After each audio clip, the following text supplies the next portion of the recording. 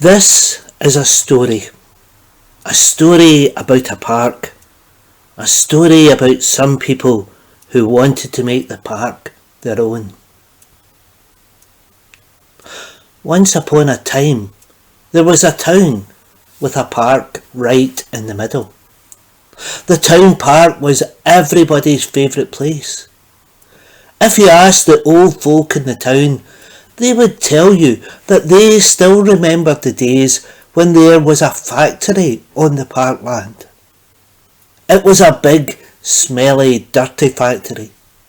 And when the factory closed down, the family who owned it gave the land to the whole town, and the factory was pulled down, and everybody helped to turn the old place into a new park for everyone to enjoy.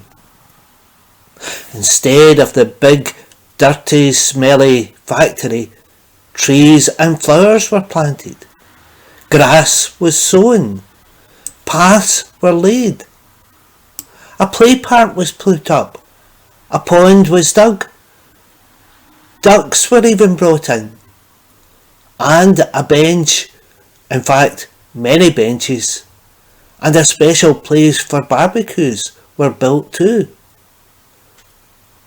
Years later, you would never have guessed there had ever been a factory there. What a wonderful gift, a park that was everybody's favourite place. Some people said that there was a special part of the park that was their favourite spot of all. One old couple loved their wooden bench because they could sit down for a rest there. There were a group of friends who loved to sit on the grass by the pond, watching the ducks. A lady who couldn't see very well loved to stand under the lilac tree in summer and smell the blossom. Another group of 4 friends had a favourite tree too, where they liked to sit leaning against its big trunk, facing north and south and east and west. But the tree grew its branches low on the trunk, so the children began to pull off those branches so they could still lean against the trunk. "Let's not waste these branches," they said. So they made a circle of branches around the tree and sat inside the circle. That favourite place under the tree felt very, very special indeed.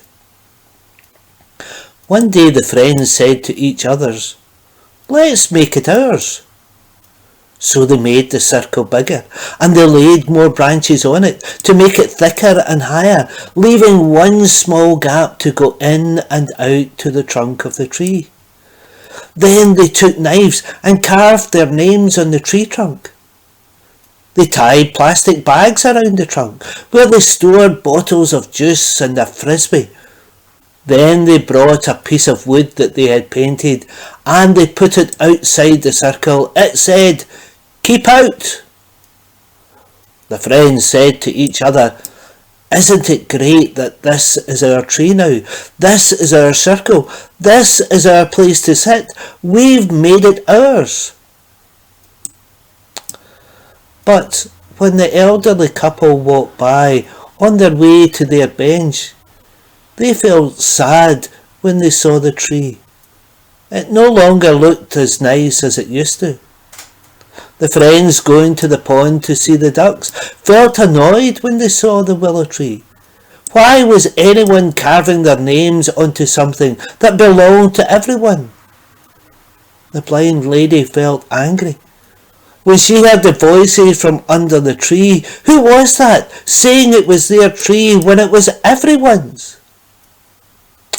And so, when summer came round again and the park was busy, the people from the town began to say to each other, "Don't you think we should talk to our friends under the willow tree? Don't you think we could find a way to make the whole park back into the beautiful gift that it is for everyone? Well, what can we do?" The elderly couple organised a barbecue for everyone, and the whole town came.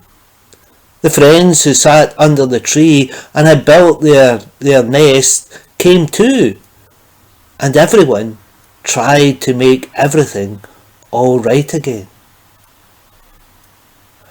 I wonder, what do you think they all said to sort out the problem?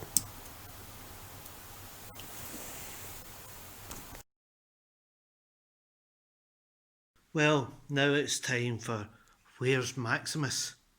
I just don't know where he's been this week. I think him and Maxima have been working very hard together. In fact, I haven't seen Maxima either. I wonder if they've been away on a little holiday. I wonder if they're hiding inside this bush. Can you see them in the bush? No, I can't see them anywhere. Oh, here's a little beetle. They're not beside the beetle.